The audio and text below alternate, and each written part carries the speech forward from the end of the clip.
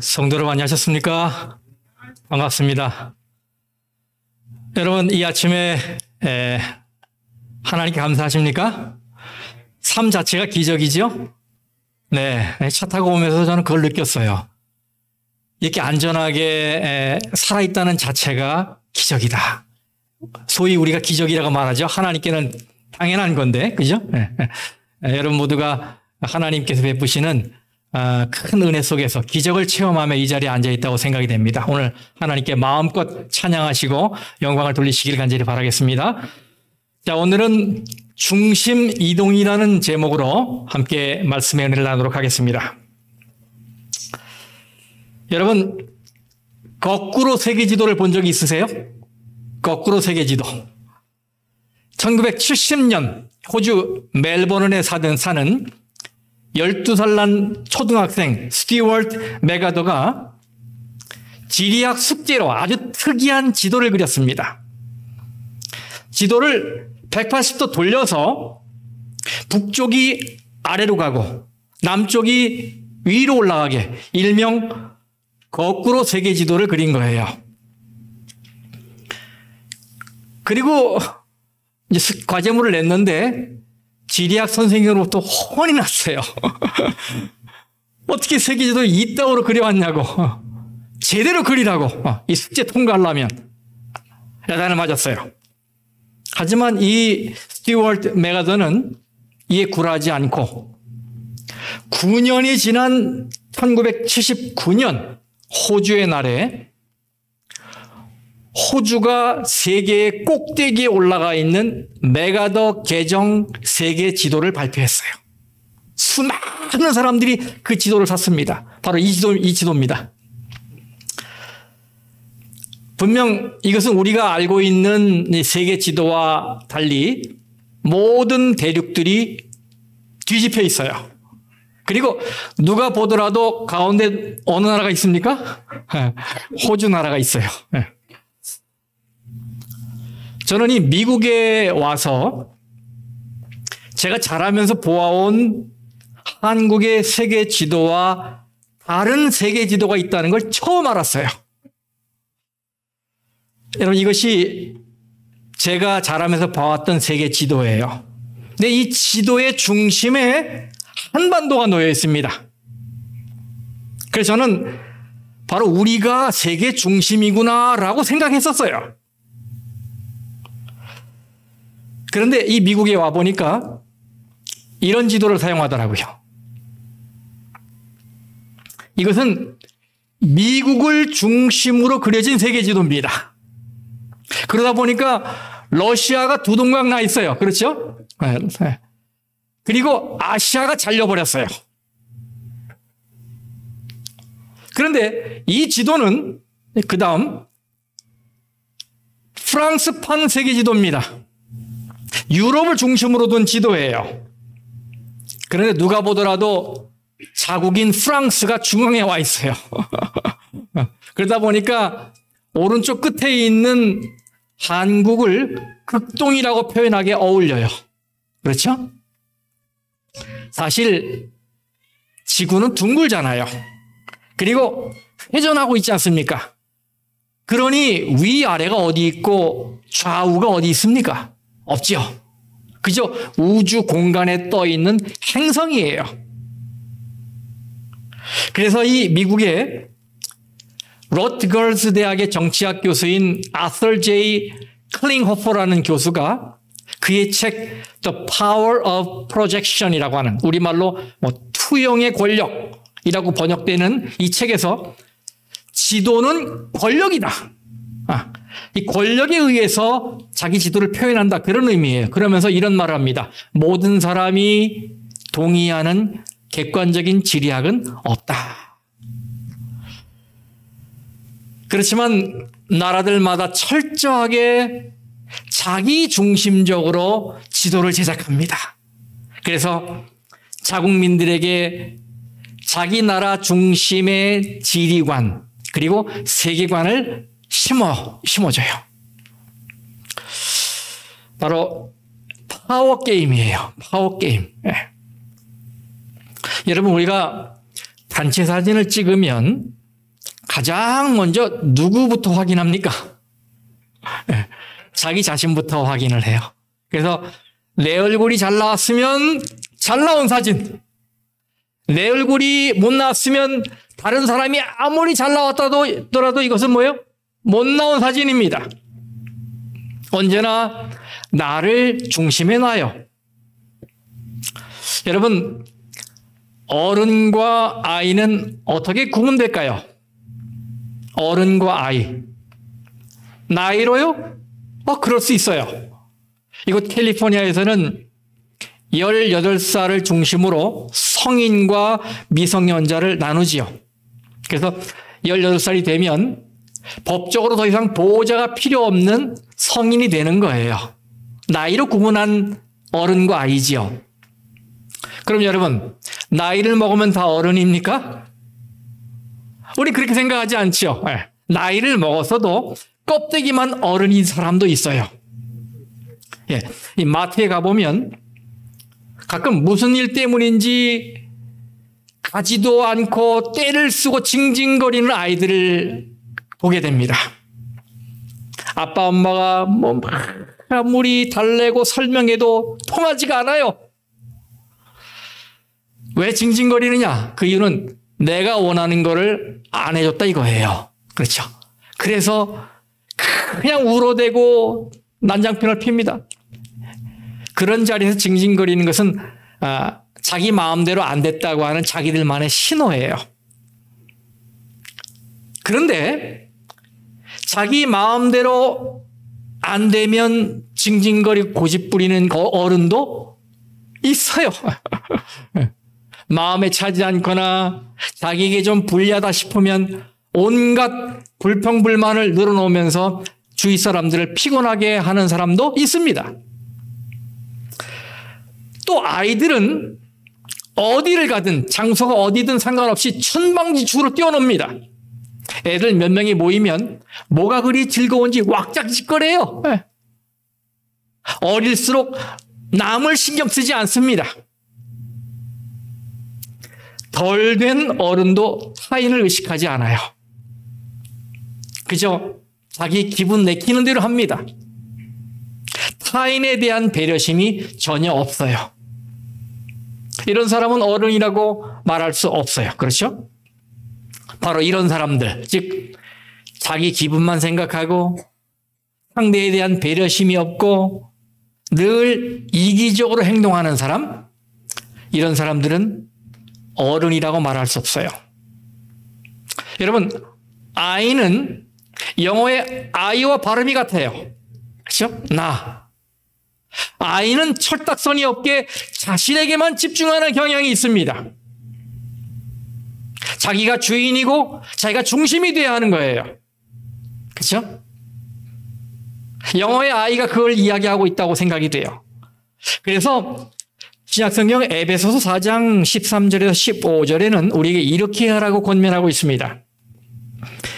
우리가 다 하나님의 아들을 믿는 것과 아는 일에 하나가 되어 온전한 사람을 이루어 그리스도의 장성한 분량이 충만한 데까지 이르리니 이는 우리가 이제부터 뭐가 되지 아니하여?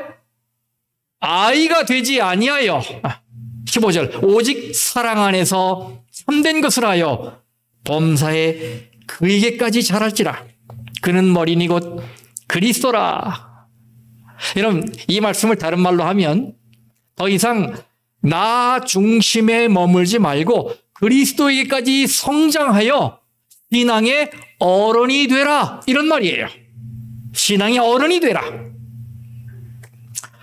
오늘 우리에게는 중심이 바뀌는 일대 혁명이 필요합니다.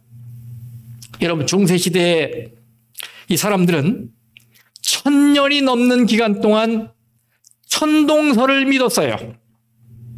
다시 말하면 지구가 우주의 중심이다. 이 지구를 중심으로 온 행성들이 돌고 있다. 이렇게 믿고 있었어요. 1000년이 넘는 동안.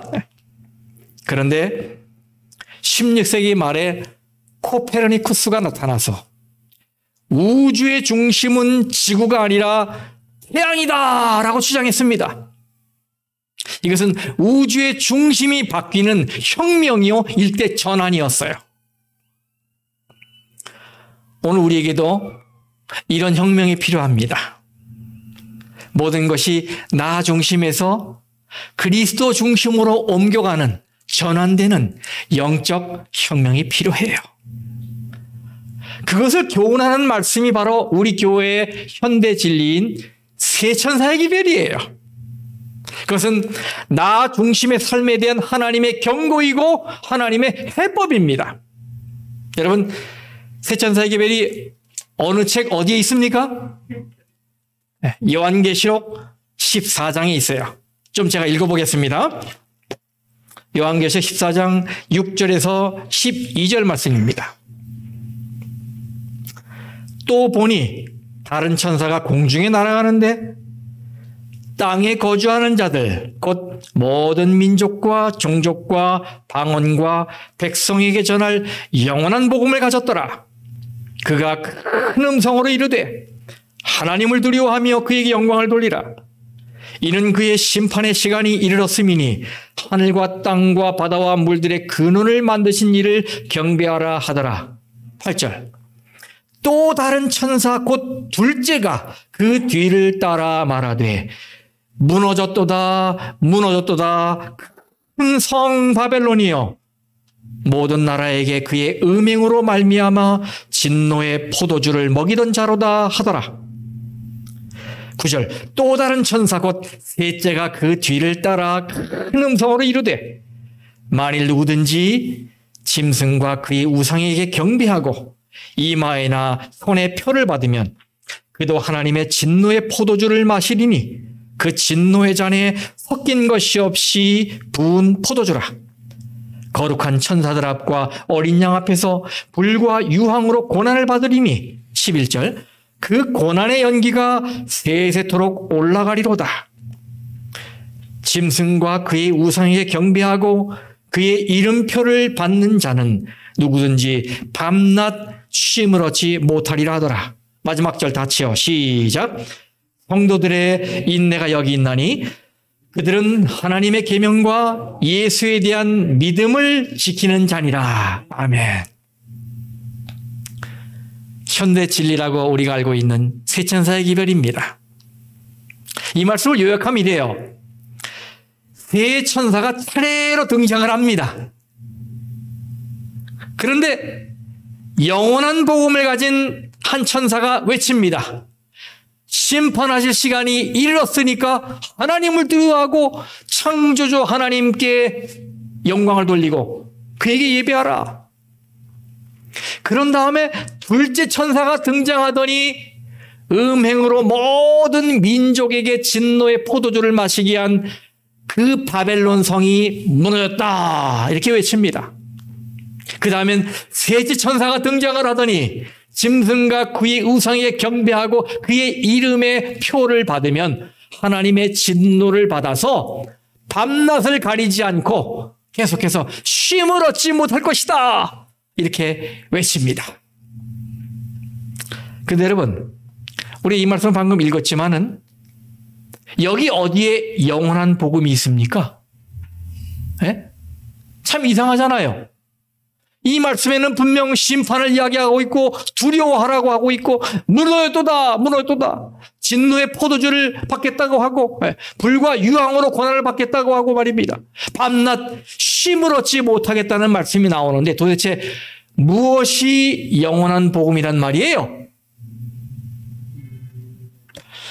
저는 여러분께서 이 복음에 대한 이해가 전체 메시지를 이해하는 데 결정적인 열쇠가 된다고 생각해요. 저를 잘 따라오시기 바랍니다. 여기 복음이라는 말은 헬라어의 유앙겔리온이라는 말을 번역한 말이에요. 이 말은, 유앙겔리온이라는 이 말은 예수님께서 베들레헴에서 태어나실 때 들판에서 양을 치던 목자들에게 천사가 무슨 메시지 전했는데 그 전한 말 중에 나오는 말입니다. 바로 누가복음 2장 10절에 보라 내가 온 백성에게 미칠 큰 기쁨의 뭐를? 좋은 소식을 너에게 전하노라. 이 좋은 소식이 유앙겔리온이에요. 그러면 여러분, 왜 예수님의 탄생이 복음, 즉 유앙겔리온, 좋은 소식일까요? 마태복음 1장 21절에 아들을 낳으리니 이름을 예수로 하라. 이는 그가 자기 백성을 그들의 죄에서 구원할 자이심이라, 이렇게 말했어요. 이 말씀을 보면 예수님의 탄생이 왜 굿뉴스, 기쁜 소식, 복음인지 알게 돼요. 왜 그래요? 바로 그분이 우리를 죄에서 구원할 것이기 때문에. 그렇죠? 네, 구원할 것이기 때문에. 그렇습니다. 복음은 죽게 된 사람을 살리는 소식입니다. 복음은 내 소식이 아니라 주님의 소식이에요. 복음의 내용인 생명은 내가 만드는 것이 아니라 주님이 만드시는 것입니다. 그래서 영광은 내가 아니라 주님이 받으셔야 하고, 경배는 내가 아니라 주님이 받으셔야 하고, 모든 영광은 다 주님께 돌려야 하는 것입니다. 이렇게 내가 아니라 주님입니다 라는 신앙을 고백하라는 것이 바로 새 천사의 기별이에요. 바로 복음의 핵심입니다. 영원한 복음이에요. 왜 그러냐면 그래야 살 수 있기 때문에. 그래야 살 수 있기 때문에. 중심 이동이 돼야 살 수 있기 때문에. 그래서 영원한 복음이라고 말하는 것입니다. 살리는 기별. 자, 그러면 메시지의 핵심을 하나하나 좀 간단하게 살펴보겠습니다. 먼저 첫째 천사의 기별입니다. 7절에 그가 큰 음성으로 이르되 하나님을 두려워하며 그에게 영광을 돌리라. 여러분, 이 첫째 천사의 기별의 핵심은 뭐냐면 영광은 내가 아니라 주님께 돌려져야 한다. 그리스도가 받으셔야 한다. 이것입니다. 그런데 여러분, 우리는 너무나도 자주 주님께 돌려야 할 영광을 가로채고 있지는 않습니까? 영광 도둑. 그죠? 영광 도둑. 이것은 도둑 중에 가장 심각한 도둑입니다. 주님의 영광을 도둑하는. 가장 유혹을 많이 받는 사람이 누구냐? 목사들이에요. 주님께 돌려야 할 영광을 목사들이 가로채는 것입니다. 그래서 베드로는 우리에게 이런 모본을 보여주었어요. 사도행전 3장 12절입니다. 베드로가 이것을 보고 백성에게 말하되 이스라엘 사람들아, 이 일을 왜 놀랍게 여기느냐? 우리 개인의 권능과 경건으로 이 사람을 걷게 한 것처럼 왜 우리를 주목하느냐?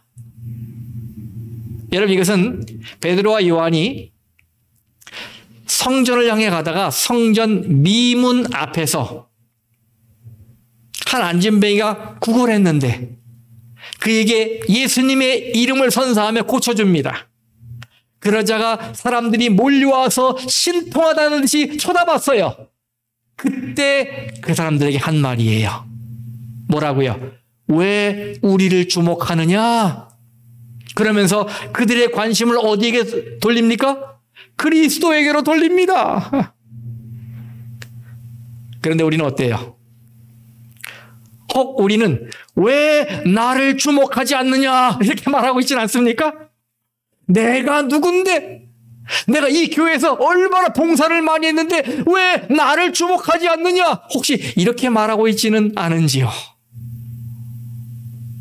성도 여러분, 저는 저와 여러분 모두가 주목받고 영광을 받는 모든 자리를 그리스도에게 내주게 되기를 간절히 바랍니다. 중심이 나에게서 그리스도에게로 옮겨가야 합니다. 그게 첫째 천사의 기별이에요. 자, 그럼 둘째 천사는 무슨 기별을 전하고 있을까요? 8절. 또 다른 천사고 둘째가 그 뒤를 따라 말하되 무너졌도다, 무너졌도다. 뭐요? 큰 성 바벨론이여. 이 메시지의 핵심은 구원자는 내가 아니라 그리스도시다라는 겁니다. 여기 바벨론이 무너졌다고 하지요. 여러분 이걸 잘 이해해야 해요. 바벨론은 노아 홍수 이후 이 창세기 11장에 기록된 신할 땅에 세워진 바벨성 사건에서 유래된 말입니다. 이 바벨성의 이 정신은 하나님의 말씀을 불신하고 자기 스스로 높아져서 자기 힘으로 구원을 이루겠다는 이 정신이에요. 한마디로 자기 구원입니다. 자기 구원. 제가 우리가 흔히 하는 말로 바벨탑이라고 하지 않고 바벨성이라고 말을 했어요. 그렇게 말한 이유는 창세기 11장에 보면 본문에는 성읍과 탑이라고 했고 또 도시라고 말했기 때문이에요. 그리고 훗날 바로 그 같은 자리, 즉 신할 땅에 바벨탑이 세웠던 바로 그 신할 땅에 하나님의 백성들을 핍박하고 하나님을 도전하는 바벨론이 거기 세워집니다. 바벨성의 정신을 그대로 가지고 말입니다. 그래서 성경은 한결같이 큰 탑 바벨론이라고 하지 않고 큰 성 바벨론이라고 부르는 거예요.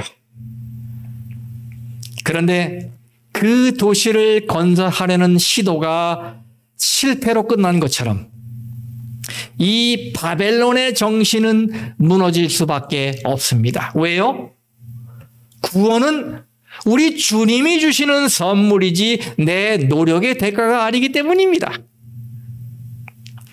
나 스스로 내 힘으로 구원을 이루겠다는 사상을 행위의 의라고 합니다. 하지만 내가 아니라 주님이 구원을 이루어 주시니까 그분만 의지하겠다는 사상이 바로 믿음의 의, righteousness by faith, 믿음으로 말미암는 의예요. 그런 의미에서 자기 구원이 아니라 주님 구원을 가르치는 세천사의 기별은 바로 믿음으로 말미암는 의의 기별인 것입니다. 100세의 아브라함과 90세의 사라가 이삭을 낳았잖아요. 그 경험이 바로 믿음으로 말미암는 의의 경험인 거지요. 여러분 생각해 보세요. 생식 능력이 끊어졌는데 생명을 잉태한다는 이야기는 상식적으로 웃기는 일 아니겠습니까? 그래서 이삭을 낳는다고 했을 때에 아브라함 부부가 많이 웃었어요. 아브라함은 엎드려 웃었고 사라는 문 뒤에서 속으로 웃었어요. 성경에 보니까 90세 난 할머니가 산부인과 출입을 해야 한다니 기가 막힐 일 아니겠습니까? 제가 아기를 낳을 수 있다고요? 이 말은 제가 구원받을 수 있다고요? 라는 말과 똑같은 것입니다. 여러분, 죄인이 어떻게 구원을 받을 수 있겠습니까? 무슨 재주로, 무슨 공로로 우리가 구원을 받을 수 있겠습니까? 기가 막힌 일 아닙니까? 그런데 정말로 상식을 초월하고 과학을 초월해서 이삭이 출생합니다. 그렇죠? 그 아이가 웃음이라는 의미의 이삭이에요. 웃으면서 아이를 가졌고 낳고 나서 또 웃었습니다. 처음에는 기가 막혀서 웃었고 나중에는 기가 막히게 좋아서 웃었어요. 이렇게 믿음으로 말미암는 의의 기별은 기가 막힌 기별인 거예요. 죄인이 구원을 받는다. 의롭게 된다. 기가 막힌 기별이에요. 성도 여러분, 우리는 하나님께서 죄 중에 죽어 있는 우리를 믿음의 의라는 이 기가 막힌 기별을 통해서 마침내 구원의 기쁨으로 웃게 만드신다는 사실을 깊이 이해할 필요가 있어요. 죄로 죽은 인간을 다시 살리는 구원은 전적으로 하나님이 하시는 일입니다. 바로 이것을 입증하기 위해서 하나님은 이삭이 태어날 때 아브라함과 사라를 늙게 하셨어요. 그리고 썩히셨고 무력화시키셨어요. 그 누구도 이삭이 태어날 가능성에 대해서 단 0.1%도 믿지 않았던 상태로 이끄신 거예요. 바로 뭘 입증하시기 위해서? 다시 살리시는 일은, 이 구원은 하나님이 하시는 일이라는 걸 입증하기 위해서 말입니다. 육신의 개입을 완전히 차단하신 것이지요. 그런데 그 전에 아브라함은 약속의 아들 이삭을 낳기 전에 무슨 일 저질렀어요? 하나님의 창조의 능력에 인간의 공로를 집어넣은 거예요. 그래서 이스마엘을 낳아요. 이스마엘은 바로 행함의 의 사상의 결과로 태어난 아들입니다. 아브라함은 그때 내가 하나님을 도와서 약속을 이루게 해드려야겠구나라고 생각했던 거예요.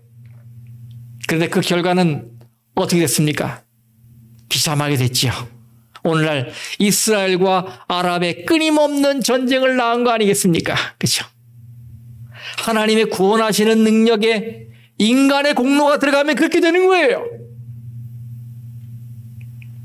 성도 여러분, 그러므로 우리의 신앙생활이 그동안 왜 이렇게 힘들었는지 아시겠습니까?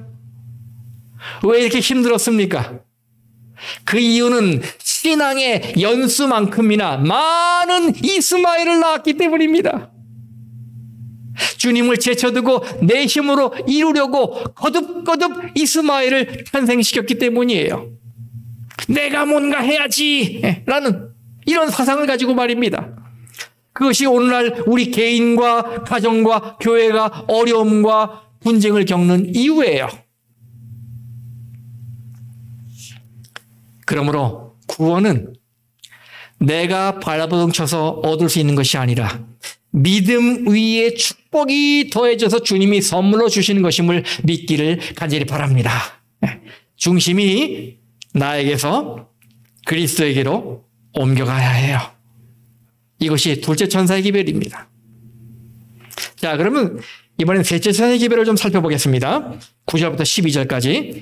또 다른 천사 곧 셋째가 그 뒤를 따라 큰 음성으로 이르되 만일 누구든지 짐승과 그의 우상에게 경배하고 이마에나 손에 표를 받으면 그도 하나님의 진노의 포도주를 마시리니 그 진노의 잔에 섞인 것이 없이 부은 포도주라. 거룩한 천사들 앞과 어린 양 앞에서 불과 유황으로 고난을 받으리니 그 고난의 연기가 세세토록 올라가리로다. 짐승과 그의 우상에게 경배하고 그의 이름표를 받는 자는 누구든지 밤낮 쉼을 얻지 못하리라 하더라. 성도들의 인내가 여기 있나니 그들은 하나님의 계명과 특별히 계명을 언급하셔야겠어요. 계명과 예수에 대한 믿음을 지키는 자니라. 여러분, 이 셋째 천사의 이 메시지의 핵심은 나의 권위가 아니라 주님의 권위를 인정하라. 바로 이것입니다. 짐승의 표를 받는 자에게 하나님께서 형벌을 내리셔요. 그런 걸 보니까 이 짐승의 표는 분명히 하나님의 표, 하나님의 인과 반대되는 개념인 것이 분명해요. 그렇죠? 그럼 그것이 무엇일까요? 우리가 예언 연구를 많이 해봤잖아요. 이것은 하나님이 만드신 예배일인 안식일과 대조가 되는 인간이 만든 예배일, 일요일 준수인 것입니다. 여러분, 하나님 편에서 생각하면 참 기가 막힐 노릇 아니겠습니까? 기쁜 마음으로 인간의 행복을 위해, 축복을 위해 제7 안식일을 제정해 주셨는데 인간이 그걸 다 제쳐두고 뭐라고 그래요? 하나님, 예배일은 우리가 정할게요. 우리에게 그런 권위쯤은 있지 않겠습니까? 이러고 있어요. 그러면서 자기 마음대로 예배일을 바꿔놨어요. 얼마나 기가 찬 일입니까? 일요일은 하나님을 예배하는 날이 아닙니다. 그것을 주이다고 하면서 그 날이 주님의 날인 것처럼 세뇌하고 있고 그저 성경에 없는 말을 갖다 붙인 것에 불과한 거예요. 그것은 성경에 없는 인간의 전통이고 인간의 작품이에요. 여러분은 누구의 권위를 인정하시겠습니까? 하나님, 저에게도 그런 권위쯤은 있지 않겠습니까? 여러분 이렇게 생각하십니까? 여기 하나님의 권위를 무시하고 인간의 권위를 주장하는 자들에게 경고가 주어져 있어요. 바로 요한계시 14장 11절에 세 천사의 기별 중에 밤낮 쉼을 얻지 못하리라. 안식이 들어가 있어요. 안식. 그런 자에게는 안식이 없습니다. 하나님의 계명에 있는 안식일이 거기 들어와 있어요. 그래서 성도 여러분, 부디 나의 권위가 아닌 예수 그리스도, 우리 주님의 권위를 인정하고 주님이 기뻐하시는 예배일 안식일을 성수해서 주님이 주시는 영혼의 쉼을 경험하시기를 간절히 바랍니다. 중심이 나에게서 그리스도에게로 옮겨가야 합니다. 그것이 대지천사의 기별입니다. 그렇습니다. 주목받아야 할 대상은 내가 아니라 그리스도여야 해요. 영광을 받아야 할 대상은 내가 아니라 그리스도여야 합니다. 경배의 대상은 내가 아니라 그리스도여야 합니다. 구원은 내 힘으로 얻는 것이 아니라 주님이 선물로 나에게 주시는 것입니다. 내 안에 내가 사는 것이 아니라 그리스도께서 사셔야 합니다. 이것이 대천사의 기별이에요. 이것이 재림성도의 신앙입니다. 이것이 재림교인의 정체성입니다.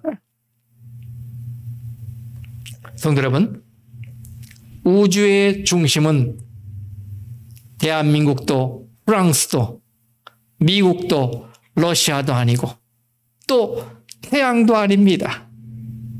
이 온 우주의 중심은 바로 예수 그리스도이십니다. 오늘 나에게서 주님에게로 서둘러 중심 이동하시기를 간절히 바라면서 말씀 마치겠습니다. 하늘에 계신 우리 아버지 하나님, 오늘 내가 나된 것은 모두 주님의 은혜임을 고백합니다. 내 힘으로 살아온 것이 아니라 주님의 힘으로 살아왔음을 고백합니다. 오늘 우리가 나눈 세천사의 기별을 마음에 담고 이제부터는 내가 아니라 주님이심을 고백하며 모든 영광, 모든 경배, 찬사를 주님께 돌릴 수 있게 도와주시옵소서. 그래서 우리 모두가 진정한 생명의 기쁨 속에 살게 해 주시옵소서. 오늘 우리에게 영적인 혁명, 중심 이동이 꼭 일어날 수 있게 도와주시옵소서. 한 주 동안 살아가면서 주님을 가장 앞세우고 주님을 첫째로 생각하고 맨 마지막에도 주님께 영광을 돌릴 수 있는 우리 모든 성도들 되게 도와주시옵소서. 예수님의 이름으로 간절히 축원하옵나이다. 아멘.